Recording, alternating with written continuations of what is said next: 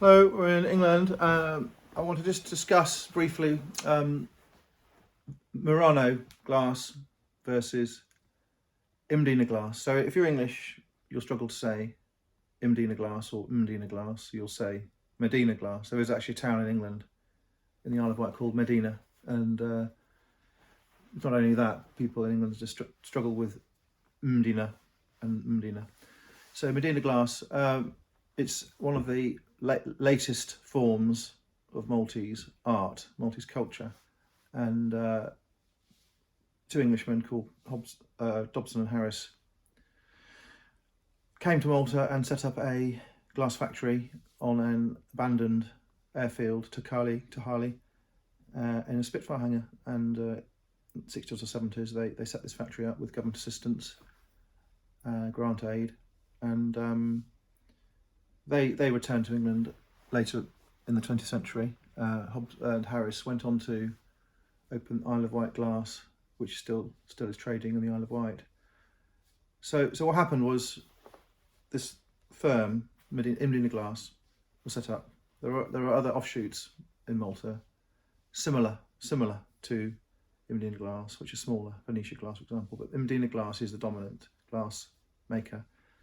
And when the two founders went away, one of the workers in the factory, Joseph Sy, took over the factory and continued in the same location, and it's still there now, and took over the designs and added designs as appropriate. And there obviously is a change in what people want to buy. People in the 70s might want to buy an ashtray, people now might want to buy an olive oil drizzler, and the market moves and changes, and Joseph Said and his family have evolved the stock and added other retail locations to the one factory shop and have developed the export business. I know Joseph because I imported several hundred pieces of Mdina glass to England in the year 2000, and I went to see him at the factory and said, "Can I take this to England?" He said, "Yes, what do you want?" We walked around the showroom and we took a list, and everything was signed Mdina, quite faintly, Mdina, Mdina.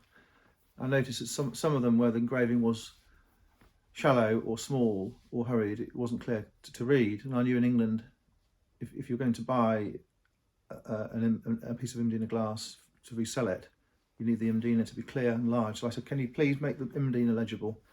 He said, "Okay." I said, "Can you please date them?" He said, "No."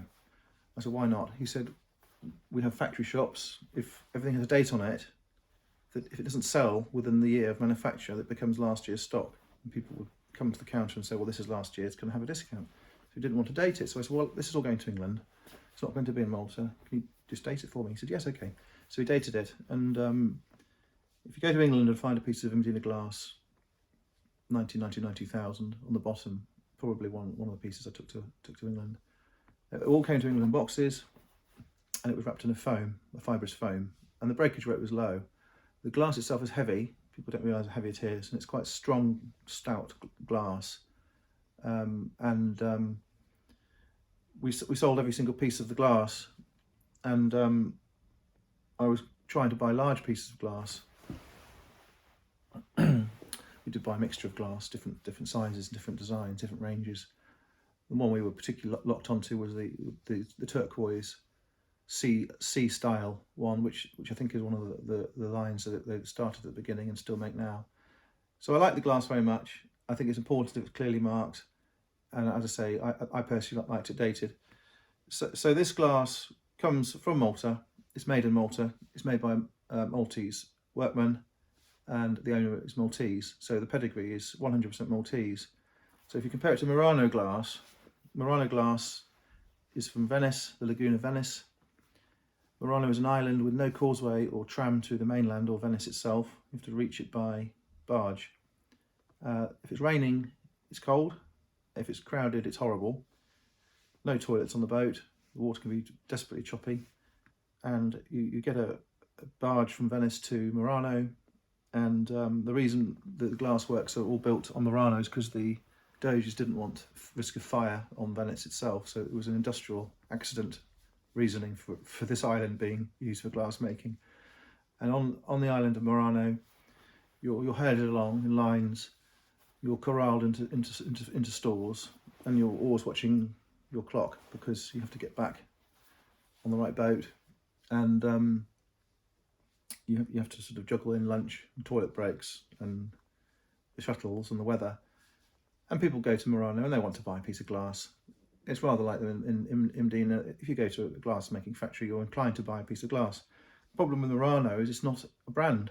It is an idea of brand. There are 100 companies the government says may use the word Murano, and they're different styles, different ownerships, and making different things. And there are 38 companies allowed to use Murano.com, which is a separate jurisdiction. So you have this island in the middle of nowhere. You have this brand which doesn't mean anything. It's a communal idea of a brand. It's not one brand. It's a geographical brand, if you like. And if you had to pin down what is Murano glass, you would not be able to do it. It can be chandeliers, it can be sculpture, it can be glassware, it can be trinkets, it can be sculptural, wonderful items. So it can be traditional.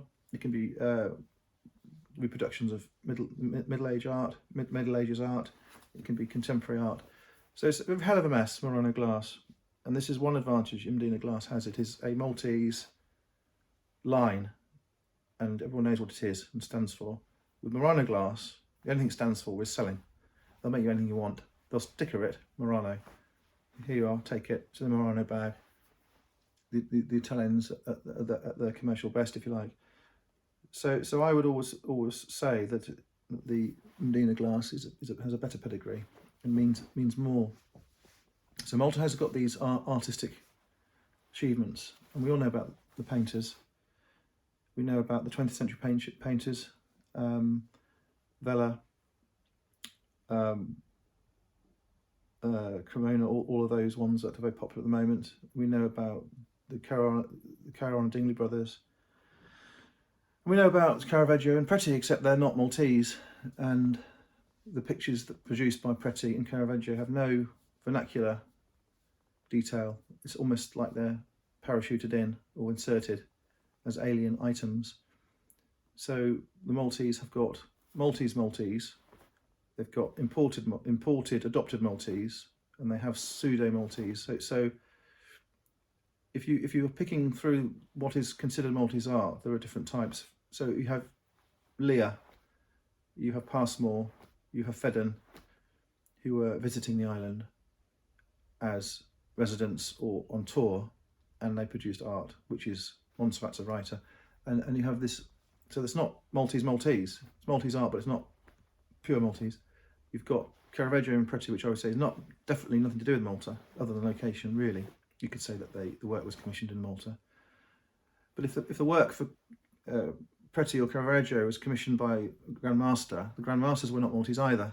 There was never a Grand Master who was Maltese. They were occupying the island. So what is Maltese? Mdina glass is Maltese. Caravaggio and Preti is not Maltese. Fedden, Passmore is sort of Maltese. So you have the spectrum, and it's muddled. And I think that given Malta had marble with Damarmin, the silver in the 18th century, 19th century, the filigree, right up to the 1930s, 40s, it has these other forms of art. And this Maltese Mdina glass is just the last one of these things, started in the 1960s. And in a museum in 50 years, are we going to be looking at Maltese product or not? If we're going to be looking at Maltese product, we better have more of the glass, and we better have less of the Italian stuff. That's my view anyway. So just to summarise, we've talked about the Maltese glass, we've talked about the origins, we've talked about how it is desirable, and we've talked about how it should be nurtured and put at the top of the heap. And if you want to rank the Maltese artists, you have to put the glassmakers up there with the painters. And Joseph is alive, and the guys in his factory are still making this Maltese stuff, and it has this Maltese pedigree and colourway, and it should be looked at with the same affection as all of the well-known painters we are always reading and hearing about. Thank you.